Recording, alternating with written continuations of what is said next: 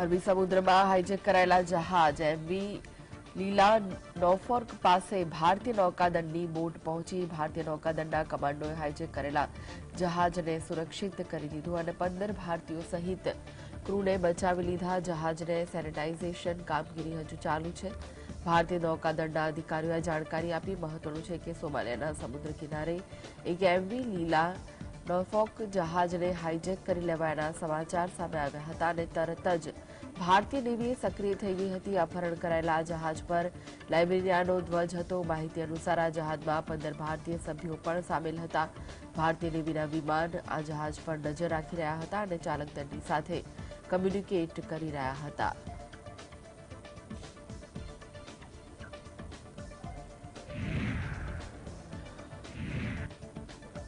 તો જમ્મુ કાશ્મીરના શોપિયા જિલ્લામાં સુરક્ષા દળો અને આતંકવાદીઓ વચ્ચે અથડામણમાં જવાનોએ એક આતંકવાદીને ઠાર કર્યો હતો. એક પોલીસ અધિકારીએ જણાવ્યું કે દક્ષિણ કાશ્મીર જિલ્લાના ચોટીગામ વિસ્તારમાં આતંકવાદીઓની હાજરીની બાતમી મળ્યા બાદ સુરક્ષા દળોએ સવારે વિસ્તારને ઘેરી લીધો અને સર્ચ ઓપરેશન શરૂ કર્યું. પોલીસે કહ્યું કે જ્યારે આતંકવાદીઓ સુરક્ષા દળ પર ગોળીબાર કર્યો અને સુરક્ષા દળોએ જવાબી કાર્યવાહી કરી ત્યારે સર્ચ ઓપરેશન એન્કાઉન્ટરમાં ફેરવાઈ ગયું. સેના, સીઆરપીએફ અને જમ્મુ કાશ્મીર પોલીસ સાથે સંયુક્ત ઓપરેશન ચલાવી રહી છે.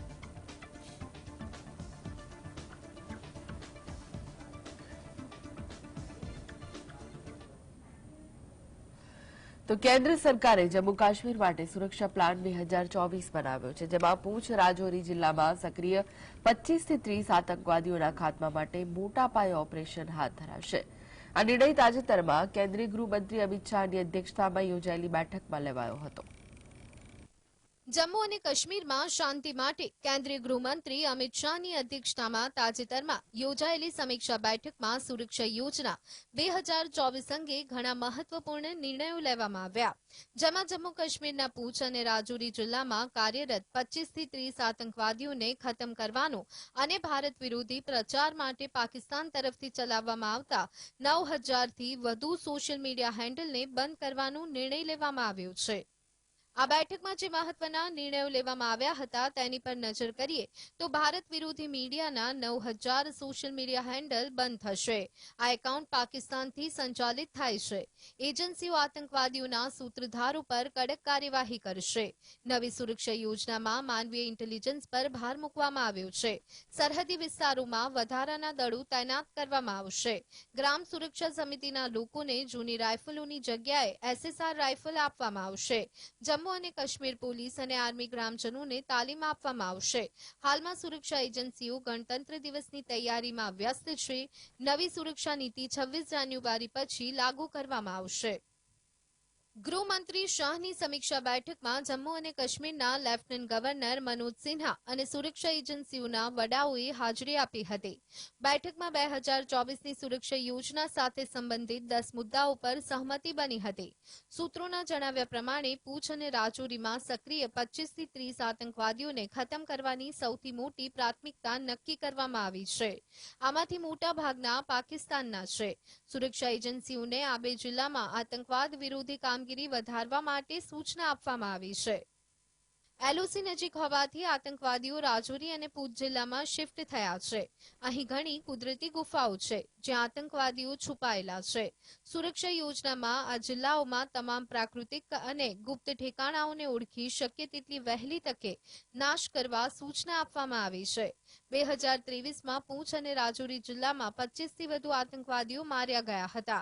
આ સાથે જ 19 જવાનો પણ શહીદ થયા છે. Bureau report, GSTV. તો સંસદ સુરક્ષા ચોક કેસમાં ધરપકડ કરાયેલા આરોપીઓ પર પોલીગ્રાફ ટેસ્ટ કરવામાં આવશે. આરોપીઓ આ માટે સંમત થયા છે. સંસદમાં ઘૂસણખોરીના માસ્ટર માઇન્ડ લલિત ઝા, મહેશ કુમાવત અને અમોલ શિંદે પોલીગ્રાફ ટેસ્ટ માટે સંમત થયા છે. આરોપી સાગર શર્મા અને મનોરંજન ડી પોલીગ્રાફ, નાર્કો એનાલિસિસ અને બ્રેઇન મેપિંગ માટે સંમત થયા છે, જ્યારે આરોપી નીલમ આઝાદ પોલીગ્રાફ ટેસ્ટ માટે સંમત થયા નથી. હકીકતમાં સંસદ સુરક્ષા કેસમાં ધરપકડ કરાયેલા 6 આરોપીઓની પોલીસ કસ્ટડી પૂર્ણ થઈ હતી. આ પછી પોલીસે તમામ 6 આરોપીઓ મનોરંજન ડી, સાગર શર્મા, અમોલ ધનરાજ શિંદે, નીલમ આઝાદ, લલિત ઝા અને મહેશ કુમાવતને પટિયાલા હાઉસ કોર્ટમાં રજૂ કર્યા. દરમિયાન કોર્ટમાં પોલીગ્રાફ ટેસ્ટ અંગે સુનાવણી હાથ ધરવામાં આવી હતી. કેસની સુનાવણી બાદ પટિયાલા હાઉસ કોર્ટે તમામ 6 આરોપીઓની પોલીસ કસ્ટડી 8 દિવસ માટે વધારી દીધી છે.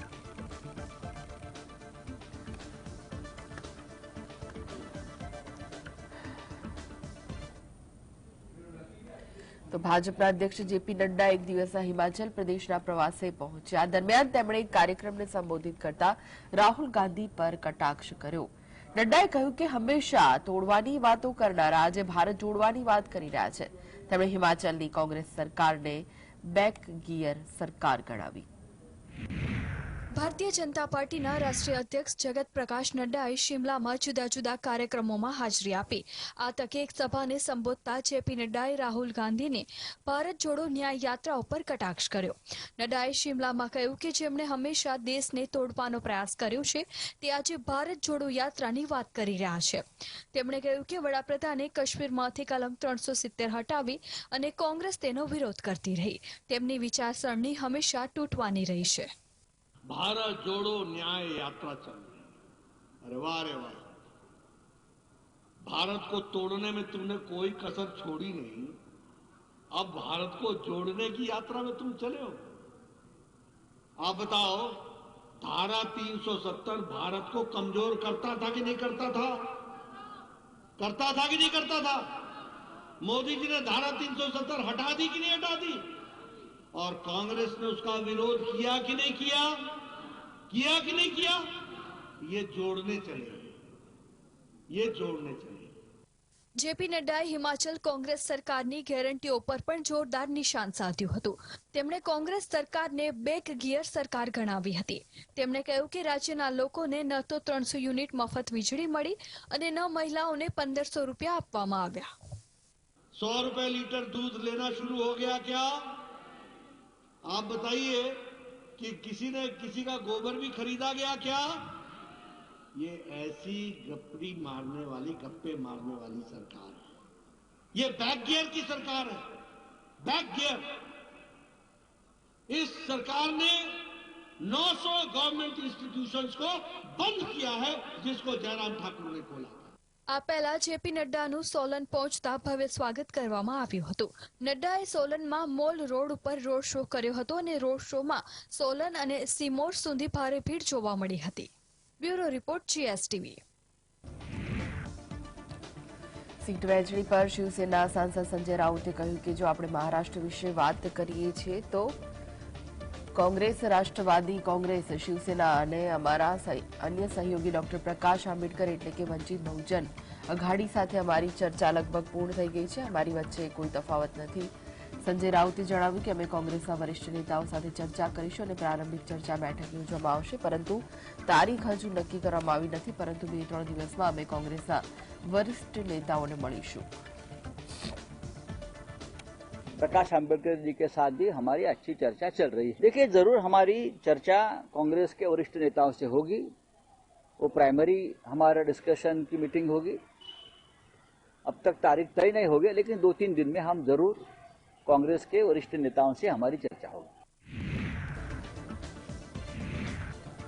ઈડીએ ગેરકાયદેસર ખાણકામ સંબંધિત મની લોન્ડરિંગ કેસમાં હરિયાણા કોંગ્રેસના ધારાસભ્ય સુરેન્દ્ર પવાર અને પૂર્વ INLD ધારાસભ્ય દિલબાગસિંહના ઘરો પર સર્ચ ઓપરેશન હાથ ધર્યું. દિલબાગસિંહના ઠેકાણાઓમાંથી મોટી માત્રામાં ગેરકાયદેસર વસ્તુ મળી આવી છે. ઈડીના સૂત્રોના જણાવ્યા અનુસાર તેના ઘરમાંથી મોટી માત્રામાં ગેરકાયદેસર વિદેશી બનાવટના હથિયારો, 300 કાર્ટનમાં ગેરકાયદે સામાન, 100થી વધુ દારૂની બોટલો, 5 કરોડ રૂપિયા રોકડા અને લગભગ 4 થી 5 કિલો બુલિયન મળી આવ્યા છે. દિલબાગસિંહના ઠેકાણામાંથી મોટી માત્રામાં પ્રોપર્ટીના દસ્તાવેજો પણ મળી આવ્યા છે. ઉલ્લેખનીય છે કે ઈડી હરિયાણાના યમુનાનગર જિલ્લામાં કથિત ગેરકાયદેસર ખાણકામ સંબંધિત મની લોન્ડરિંગ કેસની તપાસ કરી રહી છે. આ સંદર્ભે ગુરુવારે રાજ્યના કોંગ્રેસના ધારાસભ્ય સુરેન્દ્ર પવાર અને ઇન્ડિયન નેશનલ લોકદળના ભૂતપૂર્વ ધારાસભ્ય દિલબાગસિંહના ઘરો પર દરોડા પાડવામાં આવ્યા હતા.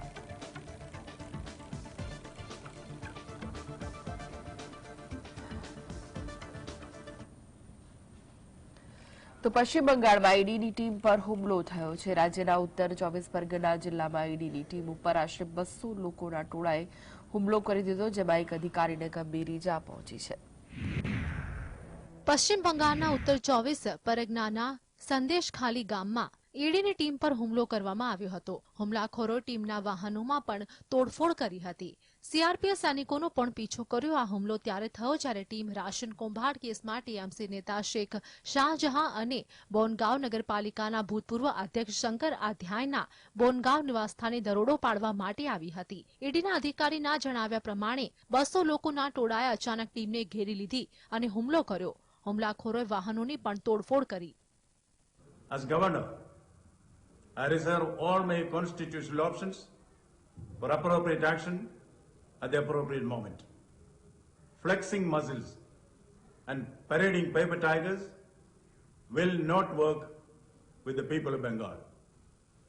Jungle Raj and Gundagiri will work in a fool's paradise. Bengal is not a banana republic. I repeat, Bengal is not a banana republic. के अगेंस्ट में कंप्लेन है और करप्शन के चार्जेस है, तो स्वाभाविक है इनके ऊपर तो ईडी का कार्रवाई होगा, क्वाइट ऑब्वियस है. लेकिन जिस तरीके से आज संदेश खाली में शाहजहां शेख के वहाँ पे जिस तरीके से ईडी के अफसर के ऊपर प्रेस के ऊपर जो हमला हुआ है, वो दिखाता है कि बंगाल में रोहिंग्या मुस्लिम जो है उनको घुस के बंगाल की पूरी लॉ एंड ऑर्डर को क्या कर चुके हैं. और ये जो ईडी के साथ हो रहा है, ये सिर्फ ईडी के साथ नहीं हो रहा है, ये अपना बंगालियों का फ्यूचर दिखा रहा है. बंगालियों के साथ भी ऐसे आगे आने वाले समय में होने वाला है. અધિકારીના પ્રમાણે દરોડા પાડવા આવેલી ટીમમાં ઈડીના આસિસ્ટન્ટ ડાયરેક્ટર પણ સામેલ હતા. ટોળાએ તેમની કાર પણ તોડી નાખી હતી. જો કે ટીએમસી નેતા એસકે શાહજહાંની ધરપકડ કરવામાં આવી છે. इसमें ये जगजाहिर होते हैं कि बंगाल में कानून और व्यवस्था की हाल कितना बुरा होते जा रहे हैं. मैं तो ये कहना चाहते हैं कि अगर ईडी इतना इडियट कब से हुआ पता नहीं, उनको सारे फौजों को साथ में लेकर चलना चाहिए. आज तो जख्म हुए, अगले तारीख खून भी हो सकते. संदेश खाली में जो हिंसा की घटना हो रही थी उसको समर्थन नहीं करती है तृणमूल कांग्रेस, लेकिन ये भी सच है कि गांव के लोग कह रहे थे कि जो सेंट्रल फोर्स आए थे वो उनको विरक्त भी कर रहे थे और वहां पे जो उत्तेजना तैयार हुई है कहीं ना कहीं उनके द्वारा हुई है. तो ये बात तो रही, लेकिन इस विषय में निशित प्रामाणिक जो केंद्र के प्रतिमंत्री है वो ये कह रहे हैं कि बंगाल में फेडरलिज्म वाली बात ही ये चीज ही नहीं है. तो निशित प्रामाणिक से हमें ये पूछना है कि आपके कूच बिहार में फेडरलिज्म आपको दिखा? आपको पश्चिम बंगाल में फेडरलिज्म दिख रही है जब आती है मनरेगा के बारे में? ઈડીએ કથિત રાશન કૌભાંડ કેસમાં 26 ઓક્ટોબર 2023ના રોજ મમતા સરકારના વનમંત્રી જ્યોતિપ્રિયા મલિકના ઘર પર દરોડા પાડ્યા હતા. આ પછી 27 ઓક્ટોબરે તેની ધરપકડ કરવામાં આવી હતી. જ્યોતિપ્રિયા મલિક વનમંત્રી બનતા પહેલા ખાદ્ય મંત્રીનો હવાલો સંભાળતા હતા. Bureau report GSTV. તો રશિયાના રાષ્ટ્રપતિ પુતિન બાદ હવે ચીનના સરકારી અખબાર ગ્લોબલ ટાઈમ્સે પણ પીએમ મોદીના વખાણ કર્યા. ચીની અખબારે લખ્યું છે કે ભારત આત્મવિશ્વાસથી ભરેલો દેશ છે. મોદીની લીડરશીપમાં દેશ ઝડપથી આગળ વધી રહ્યો છે. છાશવારે ભારત વિરુદ્ધ જે રોકનાર ચીનના સરકારી મુખપત્ર ગ્લોબલ ટાઈમ્સે હવે ભારત અને પીએમ મોદીના નેતૃત્વના વખાણ કર્યા છે. ચીની મીડિયાએ ભારતની પ્રશંસા કરતા તેની શક્તિશાળી દેશ ગણાવ્યો. ચીની સરકારી મીડિયા ગ્લોબલ ટાઈમ્સનું કહેવું છે કે વડાપ્રધાન નરેન્દ્ર મોદીના નેતૃત્વમાં ભારતની આર્થિક અને વિદેશી નીતિમાં સકારાત્મક પરિવર્તન આવ્યું છે. તે ઝડપથી આગળ વધી રહ્યું છે. ફુડાન યુનિવર્સિટીના સેન્ટર ફોર સાઉથ એશિયા સ્ટડીઝના ડિરેક્ટર ચાંગ ચિયાડોંગનો એક લેખ ગ્લોબલ ટાઈમ્સમાં પ્રકાશિત થયો છે, જેમાં તેમણે લખ્યું છે કે ભારત આત્મવિશ્વાસ સાથે આગળ વધી રહ્યું છે. તે વિશ્વ માટે એક મહત્વપૂર્ણ દેશ બની ગયું છે. તે વૈશ્વિક વેપાર, સંસ્કૃતિ, અર્થતંત્ર, રાજકારણ સહિત અનેક બાબતોમાં ઝડપી પ્રગતિ કરી રહ્યું છે. છેલ્લા 10 વર્ષમાં મોદીના નેતૃત્વમાં ભારત સરકારે આ તમામ ક્ષેત્રોમાં વધુ સારો અભિગમ અપનાવ્યો છે. જાંગ જિયાડોંગે પોતાના ભારત મુલાકાતને ટાંકીને આ લેખમાં વર્ણન કર્યું છે. તેમણે લખ્યું છે કે તાજેતરમાં હું મારી બીજી મુલાકાતે ભારત પહોંચ્યો હતો.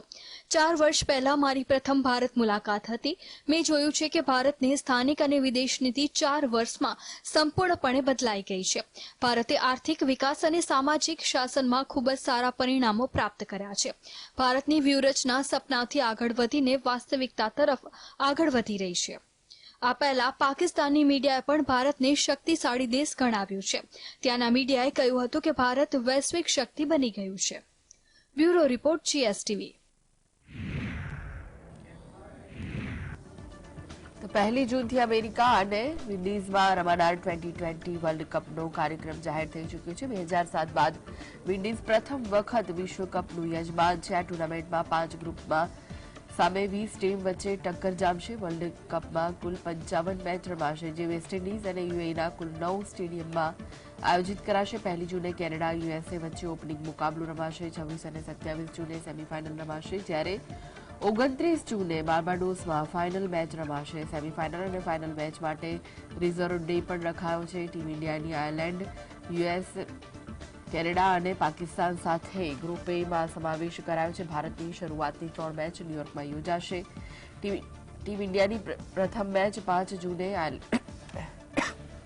આયર્લેન્ડ સામે, બીજી મેચ 9 જૂને પાકિસ્તાન સામે, ત્રીજી મેચ 12 જૂને USA સામે ટકરાશે. ભારતની છેલ્લી ગ્રુપ મેચ 15 જૂને કેનેડા સામે રમાશે.